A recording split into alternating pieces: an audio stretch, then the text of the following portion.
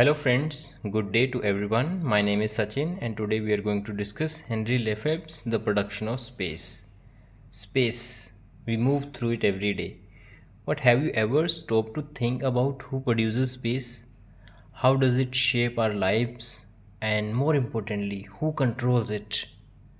French philosopher and sociologist Henry Lefebvre asked these very questions in his groundbreaking book, The Production of Space. Published in 1974, this book changed the way we think about cities, architecture, and even everyday spaces like streets, parks, and homes.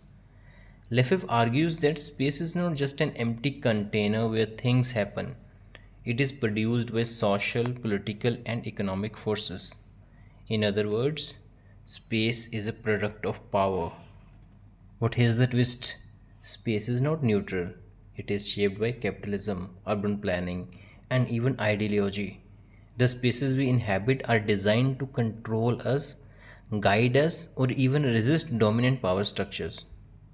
So, what does this mean for us? How do we understand the spaces we live in? And more importantly, can we change them? In this video series, we'll break down Henry Lefebvre's The Production of Space step by step, exploring its key ideas, real world examples, and why it still matters today. So, if you're ready to challenge everything you thought you knew about the world you're walking through, let's just dive right in. So now let's discuss abstract space versus social space. If we talk about abstract space, it is the dominant form of space in capitalist modernity. It is homogeneous, quantified, and often geometrically designed. A space that is shaped by bureaucracies, technocrats, and capitals. It prioritizes control, order, and efficiency. It is often planned by urban planners, architects, and governments. It flattens local or lived differences, reducing places to maps, grids, and real estate value. It serves the needs of capitalism, zoning, surveillance, private property, and profit. If we take example, then a modern shopping mall or a high-rise housing block built to standardize codes with no regard to local culture or community life. Now, if we talk about social space is a space as lived and experienced by people. It includes everyday practices, relationships, memories, and meanings people assign to places. It is produced through human interaction and use. It is messy, emotional, lived, and full of contradiction. It reflects the social relations of power, identity, class, and culture. If we take example, then a public square where people gather to protest, socialize, or celebrate. This is more than just physical space. It's charged with history and meaning. Now we'll move on to the next concept, that is the spatial triad. So it is a framework to understand space, and it explains how space operates through a dialectic of perceived, conceived, and lived dimensions. So this triad, the spatial triad, consists of spatial practice, which means perceived space, representation space, which means conceived space, and finally representational spaces, that is lived space. Let's look at each of these in detail. So first of all, we'll talk about spatial practice, means perceived space. Now this refers to the material and physical reality of space, the actual, practical, and routine activities that occur in space. It's how people interact with space in everyday life: walking, commuting, shopping, working, inhabiting cities, and so on. It is tangible, observable, and experienced through use. Includes infrastructures, roads, public transport systems, urban layout, etc. It's shaped by repetition, habit, and movement, how bodies move through space. It is closely tied to capitalism and urban planning, which dictate how cities are structured and how people live in them. Think of how people use a railway station every day, how they move through it, the routines of catching a train, buying tickets, navigating the crowd. This is the space as practiced and experienced. Now, why it matters? Well, spatial practice gives insight into the functionality and organization of space in a society. It helps us understand what space does, not just what it is. Now we will move on to the next type, that is representations of space, means conceived space. Now this refers to space as it is conceptualized by planners, architects, engineers, scientists, and bureaucrats. It is the dominant space of capitalism and technocracy, a space of logic, maps, plans, and abstract concepts. It's mental, ideological, and disciplinary. It is the space of the experts, those who design cities, create zoning laws, and define how spaces should be used. It is the most institutionalized form of space, and this is called abstract space, often stripped of lived experience. An architect's blueprint, a city's master plan, or a real estate map showing commercial, residential, and industrial zones. These are all conceived representations of what space should be according to institutional logic. Now, why it matters? Actually, it reveals the power structures and ideologies behind space production. This is where space becomes a tool of control designed to organize, regulate, and exploit. Now we will talk about the third kind of space, that is called representational spaces, which means lived space. This is the space of lived experience, imagination, symbols, emotions, and meanings. It includes how individuals and groups inhabit, personalize, and emotionally invest in space. It is also the space most linked with art, culture, religion, memory, and identity. It is subjective, fluid, and symbolic. It emerges through storytelling, rituals, symbols, and personal memory. It often resists or subverts the imposed logic of conceived space. It includes how people reinterpret or appropriate official spaces in their own terms. Now, a public park that becomes a protest site, a neighborhood street that hosts local festivals, a graffiti that transforms a government building into a canvas of resistance.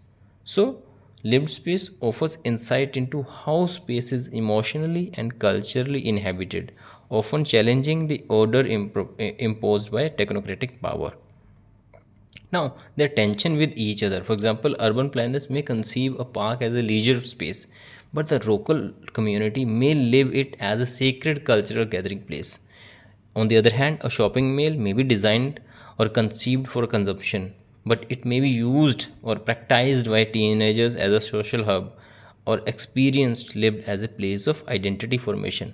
Now, not all of us go to shop in the shopping mall. Some of us just want to go there and just have fun with friends, just take some dresses and then just wear it and then click pictures and then get back to it and post it on social media. Okay, so we use this space in our own way. But why is this important? Lefebvre's spatial trade helps us move beyond thinking of space as a static backdrop. Instead, we begin to see space as a product of social, political, and economic forces, a terrain of struggle between power and resistance, a field of human creativity, culture, and meaning. This has had major implications for urban studies, cultural theory, political geography, sociology, architecture, and even literary criticism. Now we will move on to the next important concept from this book, that is called Right to the City. Right to the City is one of the most influential and enduring ideas in urban theory and radical geography. It's not just a legal or economic right, it's a political, social, and ethical claim about who gets to shape urban space. Now let's break it down step by step in a clear and accessible way. At its core, the right to the city is the right of all urban inhabitants, not just the wealthy, the powerful, or property owners, to participate in shaping, transforming, and inhabiting the city on their own terms. Lefebvre believed that cities were becoming dominated by capitalist forces, real estate developers, corporations, bureaucrats, who treated urban space as a commodity rather than a shared social good. So he proposed a radical idea. He says, the city belongs to those who live in it. Lefebvre argued that space is not neutral, it is produced, and whoever controls the production of space controls social life. But what happens in capitalist societies? It happens in capitalist society that urban space gets commodified.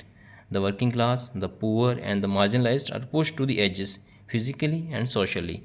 Decisions about cities, housing, parks, transit, zoning are made without the participation of most of its residents. So, Lefebvre's right to the city becomes a call for reclaiming the city, not through violence but through democratic participation, everyday life, and resistance. Now, there are two core aspects of the right to city. First one is the right to participation. Citizens must have a real say in decisions about urban life, how cities are planned, governed, built, and lived in. And the next thing is not just voting every few years, but ongoing collective grassroots participation. That is what required according to Lefebvre. And the second core aspect is the right to appropriation. Lefebvre says that this is the right to physically and emotionally inhabit urban space, to use, reshape, and create spaces that meet human needs. It's about more than access, it's about transforming space to reflect use value, not exchange value. Now, what Lefebvre was critiquing? Lefebvre was writing during a time of rapid urbanization and modernization in post war France. He saw the destruction of working class neighborhoods, the rise of consumerist architecture, bureaucratic control of urban life, alienation of people from their own environment. He wanted to reimagine the city not as a product but as a collective work of art created by its people for its people. Now, why the right to the city still matters today? Actually, Lefebvre's idea has become even more relevant in the 21st century due to gentrification, displacing local communities, privatization of public spaces, housing crisis in global cities, climate justice and urban inequality, lack of affordable transportation, healthcare, and education in many urban areas. Movements like Occupy, anti-eviction protest, and calls for urban commons all echo Lefebvre's call to take back the city. For Lefebvre, the right to the city is not just about housing or infrastructures, it's about the right to urban life itself, joy, creativity, diversity, spontaneity. And he saw the city as an aware, a living artwork, not a machine for living in. This means rethinking how we live together, who gets to decide, and how we imagine urban futures. Henri Lefebvre's spatial theory is deeply influenced by Marxist thought, particularly the ideas of historical materialism, class struggle, and the critique of capitalism. While Marx focused on how material production shapes society, Lefebvre extends this to argue that space itself is a social product shaped by capitalist forces. He contends that in modern societies, space is commodified, produced not for human needs but for profit, reinforcing class dominance through urban planning, real estate, and architecture. His famous spatial triad, spatial practice, representation of space, and representational spaces mirrors Marx's base superstructure model, linking the economic foundation of society to its spatial organizations. Like Marx, Lefebvre emphasizes alienation, but in his case, it is people's alienation from their everyday urban environments. He sees the city as a new site of class struggle and proposes the concept of the right to the city, a revolutionary call for people to reclaim urban space from capitalist control and reshape it based on collective needs, participation, and justice.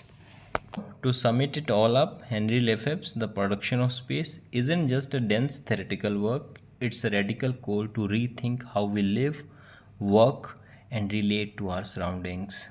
Through his spatial triad, perceived, conceived, and lived space, Lefebvre shows us that space is not a passive backdrop but something actively shaped by power, ideology, capitalism, and resistance.